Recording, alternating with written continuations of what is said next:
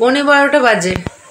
Good morning friends, আমি মৌমিতা, আমার channel খুঁজছি। তোমাদের অনেক অনেক ওয়েলকাম আর ভালোবাসা দিয়ে একটা নতুন ব্লগ শুরু করলাম। সকালে উঠেছি কটায়? 10টা, 10:30 হবে। কালকে রাতে তখন কটা হবে? 3:15, 3:30 হবে।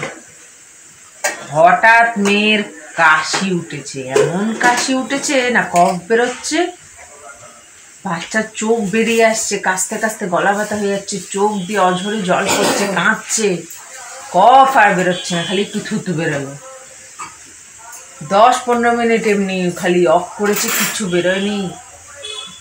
আমাদেরই অফ করতে করতে কেমন গলা ব্যথা হয়, ওর তাহলে কি হচ্ছে, খুব কষ্ট হয়েছে। তো বাবা মাও চলে এসেছে। আসলে আজকে ব্যান্ডেলে যায় হেঁটে হেঁটে, বালি থেকে ব্যান্ডেল। আমিও যেতাম বিয়ের আগে, যখন স্কুল পড়তাম তখন কয়েক বছর গেছি, আর যাইনি। তো বাবা আবার কয়েক বছর ধরে যাচ্ছে, তো সেখানেই যাবে বলে ভোর ওই 3টে, 3:30টার দিকে উঠে মুখ ধুচ্ছিল। আওয়াজ পেয়ে দুজনে এসে মানে এসেছিল আর কি। তো ওই কিছু তো বেরোলো না, একটু থুতু বেরোলো, হালকা একটু কফ বেরোলো, তারপরে 15-20 মিনিট কষ্ট করার পর তারপরে আস্তে আস্তে হলো, তবে গিয়ে আবার ঘুমালো। কালকেই ডাক্তার বলছিল কাশি না হলে ওষুধ দেবেন না, কিন্তু আমি তো জানি যে আমার মেয়ের সর্দি হলে মানে কাশি হবে, আর এই জিনিসটা হবেই। ওই জন্য আমি সর্দি ভীষণ ভয় পাই। সর্দি হওয়া মানে এই জিনিসটা করবে, রাত্রেবেলা বমি করবেই। এমনও রাত গেছে আমাদের যে সমস্ত ভিজিয়ে দিয়েছে ও বাড়িতে। আমার 3-3টে নাইটি এক রাতে আমি পাল্টেছি, এমন বমি করেও। বমিটা হয়নি, আরও কষ্ট পাচ্ছিল। যাই হোক, সকালে উঠলাম, উঠে কিচ্ছু খেলো না, শুধু 2টো বাদাম আর 2টো কিশমিশ খেলো। মুখে স্বাদ নাই, একটু গলায় হয়তো ব্যথা করছে বা কিছু খেলো না বাচ্চা। আমি ব্রেকফাস্ট করে সমস্ত কাজ করলাম আর কি, মানে পরিষ্কার ডাস্টিং।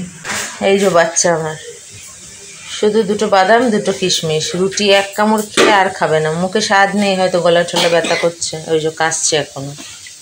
এটা ওর হবেই, ওর বাড়বে তারপরে কমে। ওষুধ খেলেই যে ভালো হয়ে যাবে তা নেই। আমি এদিকেই সব করে দিলাম। যেহেতু কিছু খাচ্ছে না, তাই মাসিকে দিয়ে 2টো সসেজ আনালাম, চিকেন সসেজ। কারণ ওটা একটু খায়, দেখি আনালাম, করে দেবো। পেয়ারা আনালাম, পেয়ারা ছিল না, কারণ বাবা নেই, ওই জন্য আজকে আমাদের বাজার হয়নি। ওই কালকেরই চিলি চিকেন, ডাল সব বেঁচে গেছে, আজকে খালি একটু আলুর দম করা হচ্ছে। ওই জন্য মাসিকে দিয়ে আনালাম পেয়ারাটা, দেখি কি হয়। এই যে 2টো পেয়ারা। এদিকে হচ্ছে আলুর দম। 2টো আলু নুন হলুদ দিয়ে মা ভাজছিল, দিলাম, খেলো না। দেখি দুপুরে কি করে, কি খাওয়াবো এখন তাই চিন্তা করছি। কিছুই খেতে চাইছে না, অনেক কিছু আছে, কাপ কেক আছে, কিছুই খেতে চাইছে না। একমাত্র ওই চিপস যদি দাও তাহলে যদি খাবে, ওটা ছাড়া আর কিচ্ছু মুখে দিতে চাইছে না।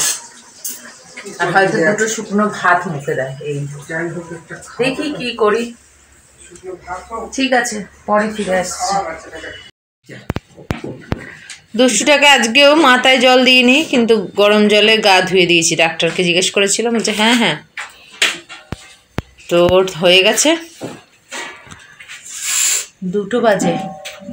যে আমাদের অনেক ভাত তরকারি বেঁচে গেছিলো কালকে। সে কি আছে, কালকে ডাল, এতে কি ওই কালকে চিলি চিকেন, এতে ভাত, এতে মেয়ের জন্য সসেজ আনালাম, বললাম না, আর এই যে আলুর দম।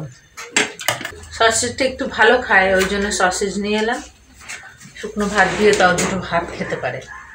আমি একটু মাথায় জল দিলাম, বাবা কতদিন হয়ে গেছে থোকা থোকা চুল উঠছে খালি, তো একটু মাথায় জল দিলাম। এই স্নান করে এলাম, এবার ওটাকে নিয়ে বসবো, তারপরে খাওয়া দাওয়া সারবো। এইগুলোই হয়, এই স্নান করে এলাম, ভিজে মাথা এখন 1 ঘন্টা ধরে খাবে, আমি খাবো, তারপরে গিয়ে খুলতে পারবো। আমারও কেমন কেমন লাগছে। ঠিক আছে, বসি ওটাকে। দেখো 6:45 বাজে, আর এটাকে একটা সন্দেশ খেলো। আগে সব সন্দেশের ওপরে চকলেট ফকলেটগুলো খেয়ে নিল, তারপর সন্দেশ খেয়ে ফ্রেশ করিয়ে দিয়েছি একটু অন্যরকমভাবে। এখানে একটা চুল বেঁধে ক্লিপ দিয়ে, পেছনে একটা খালি ঘাড়ের মধ্যে এসে থাকে, পেছনে একটা টিক্কি বেঁধে দিয়েছি। কেমন পা মেলে রয়েছে রে, ওইতে মুখটা দেখা। দাদু এসছে, কিন্তু বেচারা দাদু অনেক ক্লান্ত, এই এলো 10 মিনিট আগে।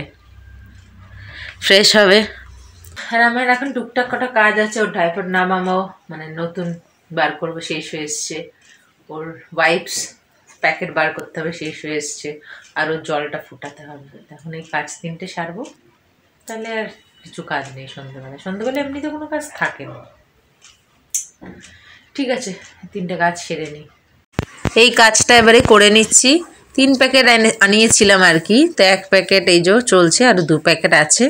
এতে ঢেলে রাখলে না আমার সুবিধা হয় নিতে, নাহলে রোজ রোজ প্যাকেট খুলে নিতে অসুবিধা হয়। আর একটু বেঁচে গেল, কয়েকটা আছে লাস্ট প্যাকেটে, সেটা আর আটবে না, সেটাকে প্যাকেটেই রেখে দেবো।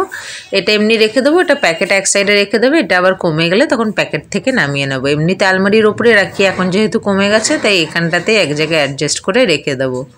আর তারপরে চলে এলাম টিস্যুটাকে নামাতে। এর মধ্যে করে অনেক কটা টিস্যু একসাথে আনিয়েছিলাম, তো এবার সব কটা শেষ হয়ে গেছে। 2টো মনে হয় আছে, তো আবার শেষ হতে হতে আবার আনাতে হবে। বেশ অনেক কটা দিন চললো, 6খানা সেট থাকে। তো ভালো, বেশ খুব ভালো জিনিসই পেয়েছি, সস্তায় পেয়েছি। কি কোথায় যাচ্ছ?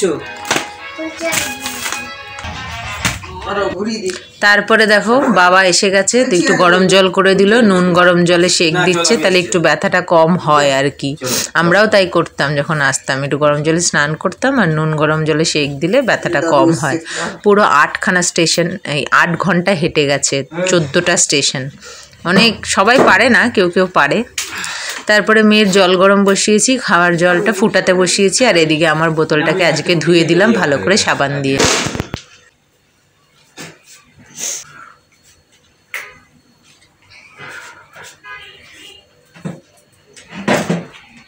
ওষুধ খেলাম, ওকে ওর সঙ্গে টাচ হচ্ছে না, আমারও সর্দি।